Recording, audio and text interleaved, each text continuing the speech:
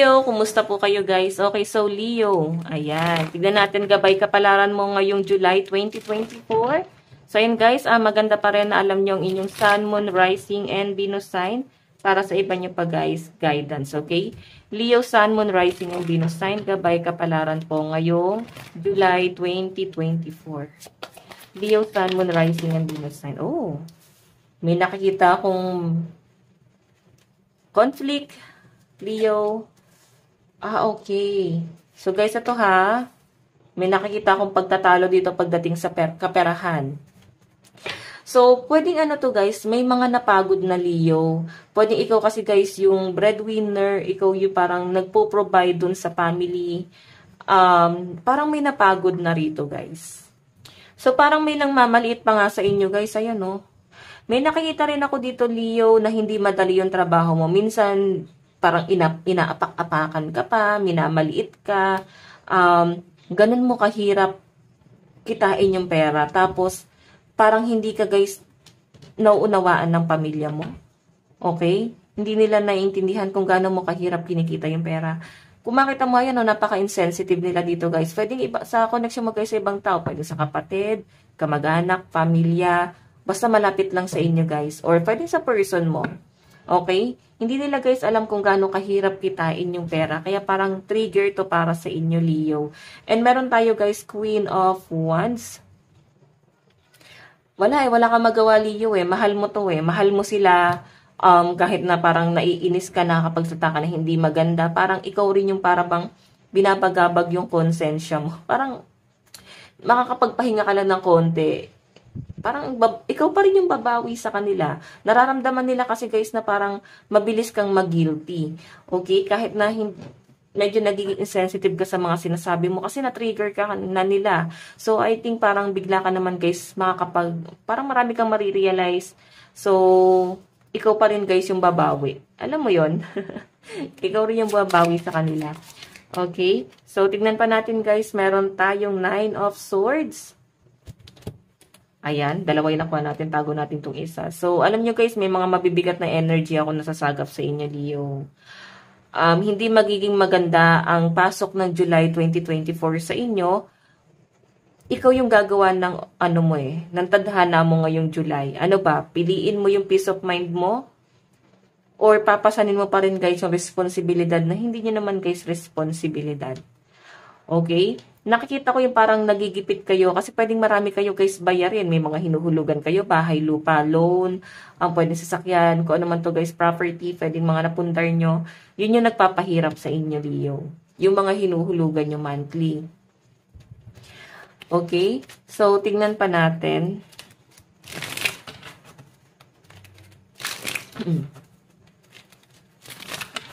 Ito pala, sorry. Leo, ito pala. Tignan pa natin.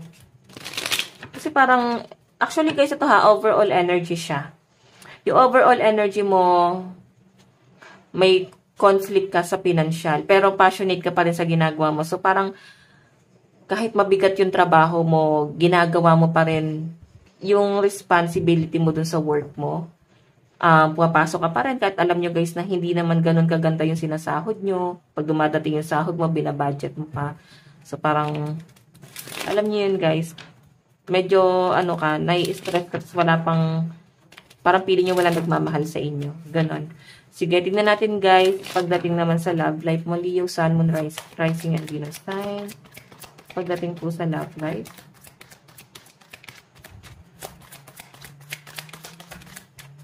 Leo. Okay. So guys, meron tayong Apprentice of Raindrops, so charm.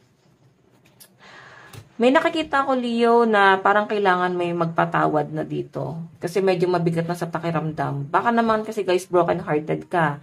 Pwedeng sacrifice para sa mga Leo yung, pwedeng nagtrabaho ka sa malayo. Sacrifice para sa iyo yung nagtrabaho ka sa malayo. Then, nung ginawa mo yun, guys, pwedeng hindi nag-work yung relationship niyo ng person mo. Baka kasi guys, mag-asawa na kayo. Ayan, nahihirapan ka kasi parang, siya yung dapat sandalan mo pero parang hindi kanya guys naiintindihan. So may nakikita ko dito guys pagpapatawad. Kung naghiwalay na kayo guys ng person mo, patawarin mo na or palayain mo na yung sarili mo dito. Kasi eto yung nagiging dulot sa inyo. Dala-dala mo pa rin yung sakit hanggang July 2024. Okay, tignan pa natin Leo. So, meron tayo guys, cycle. Oh, may new beginning naman ako nakikita rito guys, collaboration. So, I think guys, ito ha, ngayong July mukhang may pagkakasundo sa inyo ng person mo. Mukhang may maayos dito. And kung nagiging problema nyo guys ng person mo is yung pera, finances nyo yung dalawa. Ayan, mukhang pagkakasunduan nyo na to guys. Mag-uusap kayo, paplanuhin nyo kung paano nyo guys isi-settle itong relationship na to. Okay, meron tayo guys, homecoming. Ayan, may manggagaling sa malayo. May manggagaling sa malayo. Baka guys, magkahiwalay kayo ng person mo. Baka nasa abroad talaga siya. Or pwede ikaw. Pero iba sa inyo guys, may parang uuwi ka ngayong July 2024. Ngayon sa Pilipinas. Baka may bakasyon. So, kaya guys, may collaboration dito. Baka pag-uusapan nyo rito kung ano pa ba yung pwede nyo guys maging source of income. Paano pa kayo guys lalago. Yung iba sa inyo guys, may nakita rin ako about property. Ayan. Property. Sige, tignan natin guys. Love advice. Leo, Sun, Moon, Rising, and Venus sign. So guys, meron tayong 11-11. Napakaganda naman ito, Leo. So, sabi ko nga sa inyo guys, kung hindi naman kayo guys naghiwalay ng person mo, mukhang ngayong July 2024, ayan, down ka sa ibang bagay, pwedeng sa family mo yung pinaka-stress mo. Pero sa person mo naman guys, ayan, mukhang nakaramdam na siya rito, no? Ito kasi guys, 11-11, napakaswerte nito, no? 11-11 is an important number for twin flames. It symbolizes the harmony and balance of soul counterparts. Diba? Siguro, twin flame mo tong taong to. Tignan pa natin. Meron tayong deeply. Look deeply within to discover your soul purposes in your relationship. Okay, so hayan nga guys, sa pinapakita sa akin dito, mahal nyo naman yung isa't isa eh. Siguro may mga bagay lang kayo guys na ikaw stress ka sa pamilya mo, stress ka pa sa relationship, or pwedeng yung stress mo guys sa family mo is na bubuhos mo sa person mo. Or pwede guys reverse, no? Pwedeng person mo to guys na stress sa family tapos na ibubuhos na yung stress niya sa inyo. Okay? So, tignan pa natin guys. Okay, pagdating naman sa inyong kaperahan at trabaho ngayong July 2024. 2024. July 2024, yes. Indecision. So, hindi kayo guys makapag-decide. Ano ba to? Pwedeng maguguluhan ka sa ibang bagay. Maguguluhan ka, pwedeng ano ba to? May option. Okay, meron kang ibang option pwedeng sa trabaho.